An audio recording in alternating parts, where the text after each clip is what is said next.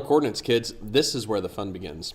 I thought it began like at the beginning of last year, like last semester, whenever they walked in and we were there. Wasn't that This where is the the fun fun began? begins part 2. Are you sure you haven't said that before? Part 3. All right, polar equations, though, are actually pretty cool and totally different than anything you've ever done before. Yeah, here's the deal. We have this thing called the rectangular coordinate system. Which is where we've lived our entire lives. Our entire lives. Now we're going to talk about a different way of looking at graphing things. Where we're in a completely different coordinate system. So we have similar rules, but they're not exactly the same. We're no longer going to be using x's and y's. Instead, we're going to call our points R and theta. R and theta. Yeah. And R would stand for the radius, and theta will stand for the angle that you move through. Yeah, it's the idea is that your first part R is how far out you are from the origin. We still kind of have an origin. It's not called the origin necessarily, but it's like the North Pole, like but, looking at the top of the Earth on the North Pole. Yeah, so we have the very middle, and so the R is how far out, if we could go straight out, how far out is the point, and then theta is the angle. We're starting at 0 degrees like normal, like what we normally do is 0 Back degrees. to trig operations here. And so sometimes it's easier if you think of the graph like the way it's visualized on here, basically. Actually, most of the time it's probably when you're doing to polar do that. coordinates, it's easier to think this way. Yeah, and so if we do that, then up here at the top, that would be, if we think of like our unit circle or whatever, like this is pi over 2, which means that this would be pi over 6, this is pi over 3, because it's split up into thirds. Right. Okay, and then we Pi could over 4 put, is right in the middle there if you want we it. could put a line in the middle that's pi over 4, and you can go around farther, or we could have used degrees instead of, because it's whichever. Or you could just look at your unit circle because it's an identical match. Yeah, as far as the angle goes. Right. Yeah. So if we want to plot some points down here, this is like technically example 1, even though it doesn't say that anywhere.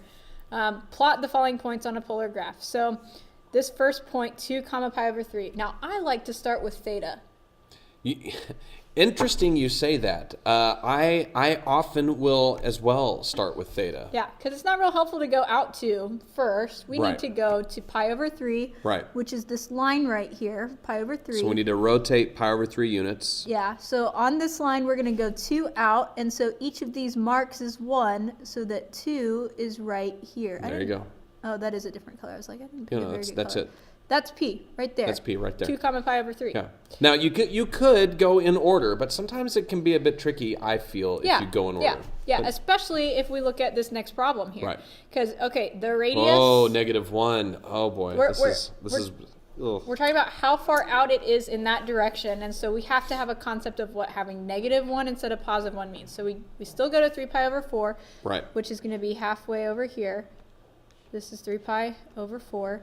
Okay, so it's going to be along some line here, but this is the positive direction. Right here would be a +1. We want to go -1. Which is the other direction. Right. This right here is, I know he just stole a chip. I know. That's point Q. It's -1. So, because this is the positive direction. Right. And we wanted to go the negative way. Direction. Yeah.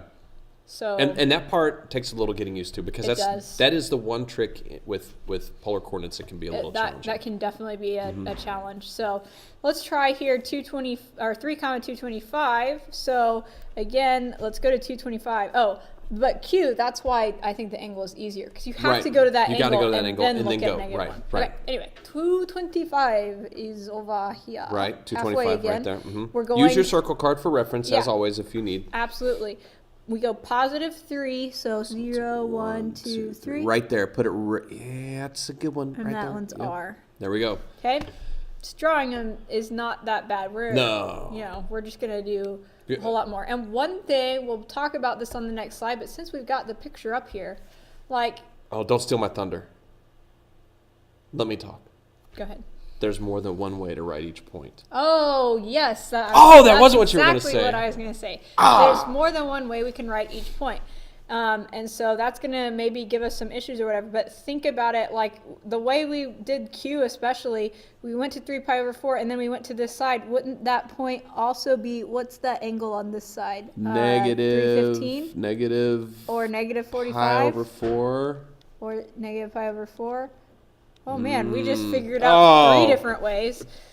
But mind blown. We would, if we use the angle on this side though, that would make it a positive one instead of a negative one. Right. So there's tons of ways to write these, and that's gonna be one of the that'll be a challenge actually. Issues or problems that we encounter as lots we of go.